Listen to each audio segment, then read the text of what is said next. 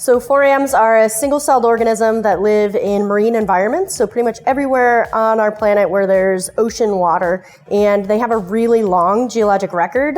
So pretty much since life has existed on our planet, you can find them in the fossil record. And that's really helpful because they make these shells that we call tests. And they can make them out of a bunch of different materials, but usually the ones that make them out of calcium carbonate are the most useful because we can analyze the chemistry of those shells, and it can tell us directly about the chemistry of the ocean at the time. So we can extrapolate ocean temperature, how much oxygen was in the water at that time period by looking at the ecology and certain aspects of the chemistry, all the way down to like the carbon cycling. So how much food is going into the oceans and in what quantities and qualities and all of that kind of stuff. So what we do in my lab is we look at past climate conditions. So what were things like during the time period when the dinosaurs went extinct, for instance? We know that a meteorite impact hit the Earth, but there was a bunch of other stuff going on. Things like volcanism that were changing the climate of the planet during that time period. And so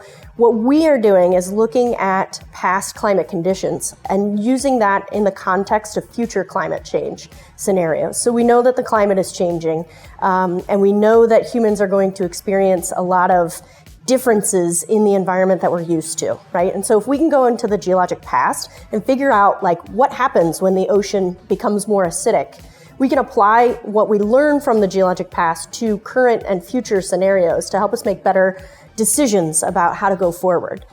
So day to day in my lab, students get to do everything from spending time on the microscope to using $2 million instruments like a micro CT, where, you know, if you ever go to the doctor and you get a CT scan, we can do that, but on a microscopic level. So these things that are the size of a grain of sand, I can blow up, actually there's one right here, and I can CT scan them, and we can look at the quality and quantity of calcite that it's got in the shell. We can create morphometric analysis, so we can use these 3D scans to actually export numerical models of how, or numerical information about how these things grew, and look at the patterns of growth over time. And so students really can do a variety of different things. They can spend a lot of time in the lab, processing samples, sitting at the microscope, you know, exploring a whole different world as you go into that microscope and you blow things up and you visually start to examine the diversity and the dynamic images that are coming out of this whole different world you didn't even know existed. What I'm most excited about in this research is a project that I just got funded through the National Science Foundation, and it's looking at the Paleocene-Eocene thermal maximum. So this was a time period about 56 million years ago when there was a massive amount of carbon put into the atmosphere of the Earth at that time. And it happened at a rate that is comparable to what's going on today. So what I'm most excited about is looking at how life was impacted during this, we call it a hyperthermal event, a time period where global temperatures increase very rapidly.